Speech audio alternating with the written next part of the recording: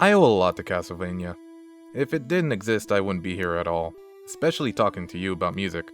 I remember when I first did my jury audition for my school's music program, and I was like, look, this stuff is from video games, it's not what you would normally hear, but it's what got me into playing piano. This ain't Bach, but it's a good piece regardless, so just give it a listen. And I started playing after that.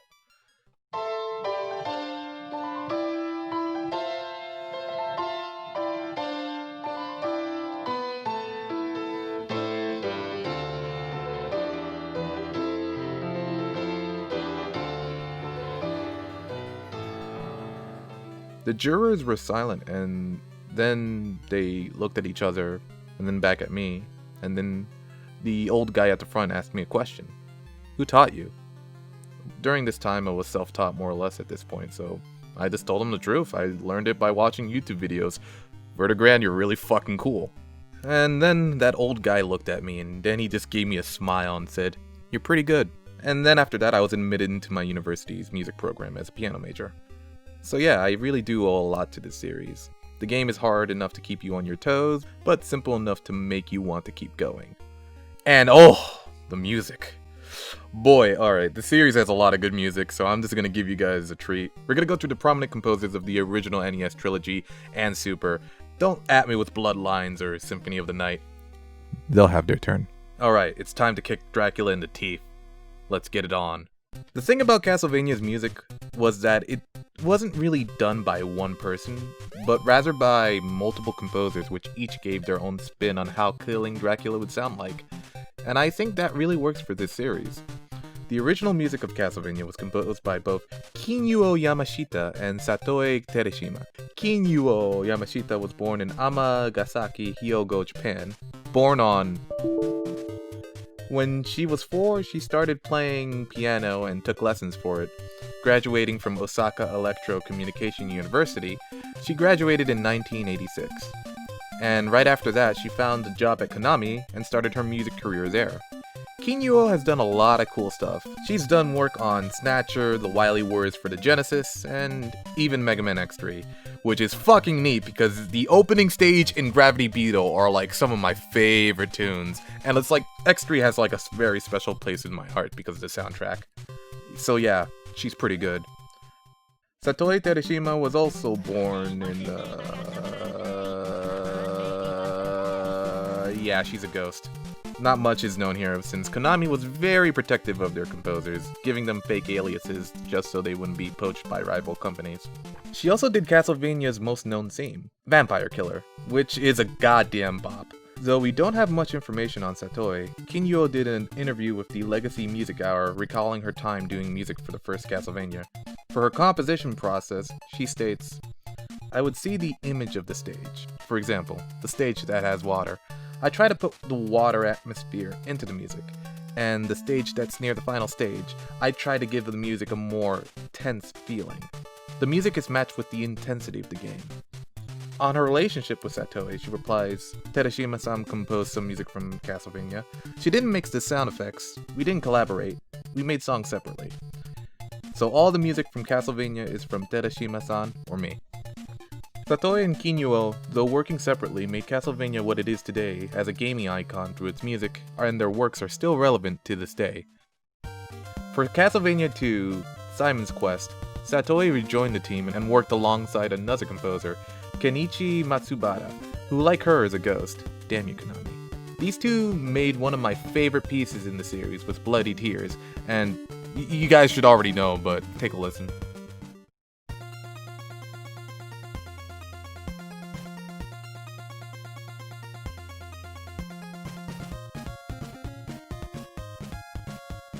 This song is Castlevania through and through.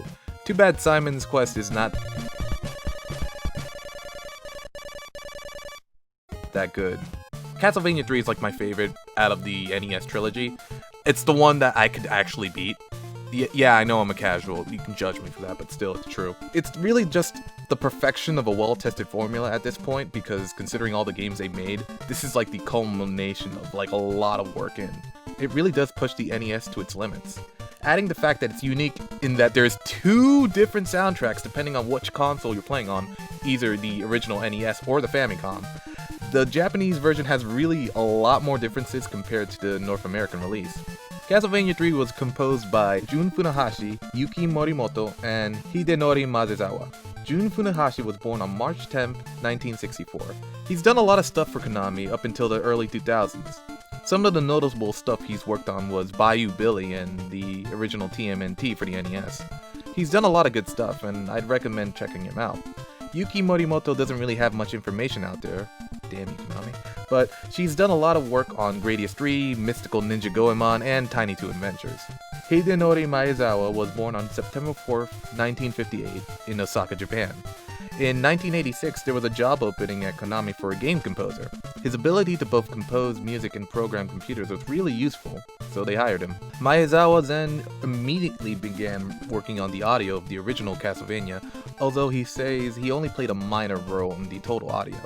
This dude has done a lot of work with Konami games, especially with Contra, and he's still working to this day, it seems. And he's the creator of the VRC6 compressor chip, which has been used in a lot of audio for a lot of notable NES games. This chip added 2 extra pulse wave channels and a saw wave channel to the system's initial set of the 5 sound channels. The majority of the music combines these channels to imitate the sound of a synthesized string section. For you guys out there, that just makes this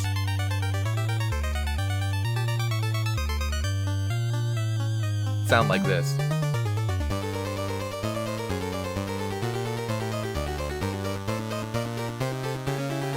The NES didn't have the ability to support external sound chips, so the North American release replaced the VRC6 with Nintendo's Memory Management Controller 5, or the MMC5. This game has a lot of good tracks. One of my favorites are The Beginning, or Clockwork, and my favorite is always going to be Aquarius. It's just a fucking bop. When this game came out, this was one of Konami's best for a time. That is until...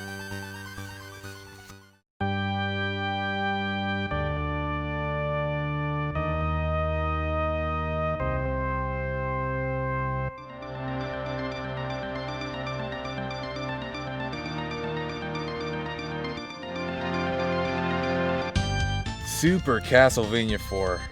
Alright, man, I know I said 3 is my favorite, but I have a history with this game in particular. When I was still in college, I was invited to a friend's place for Thanksgiving. Side note, Royal Farms is, really good. If you ever go to, the Maryland area, have some of that. It has Krispy Kreme. It has KFC. It blew my tiny little mind when I went there. But I digress. I mean, the 7-Eleven was Krispy Kreme and good chicken. Come on, guys. It's really good. My friend, he had a very big collection of old classic games.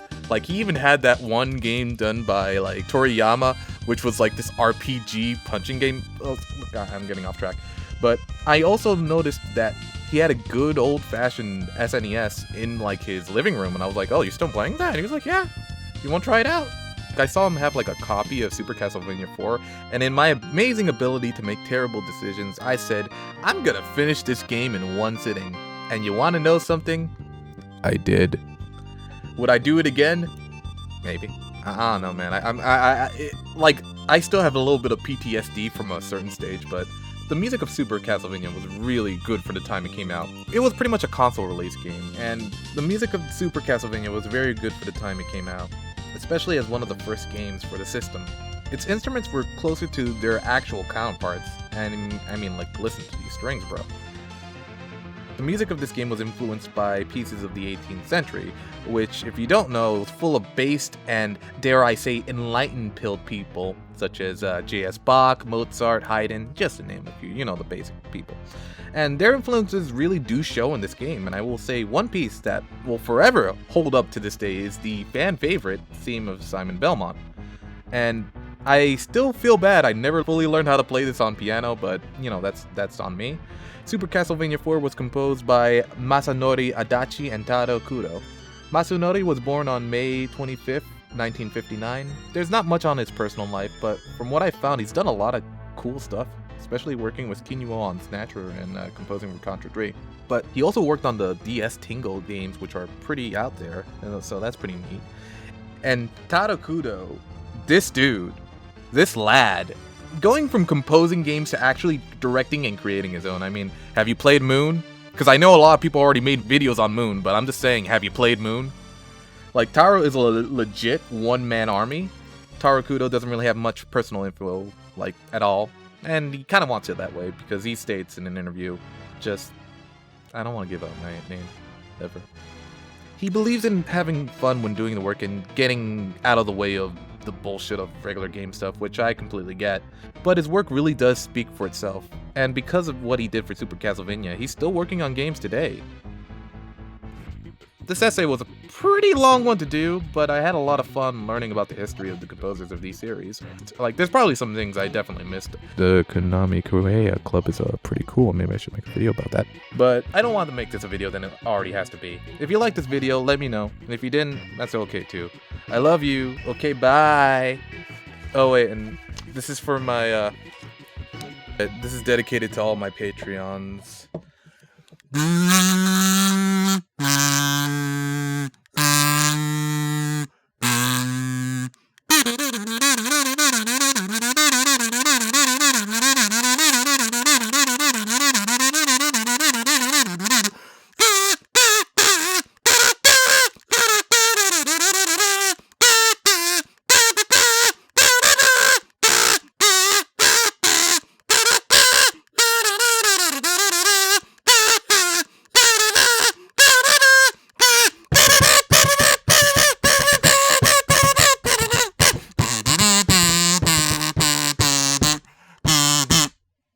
All right. I love you.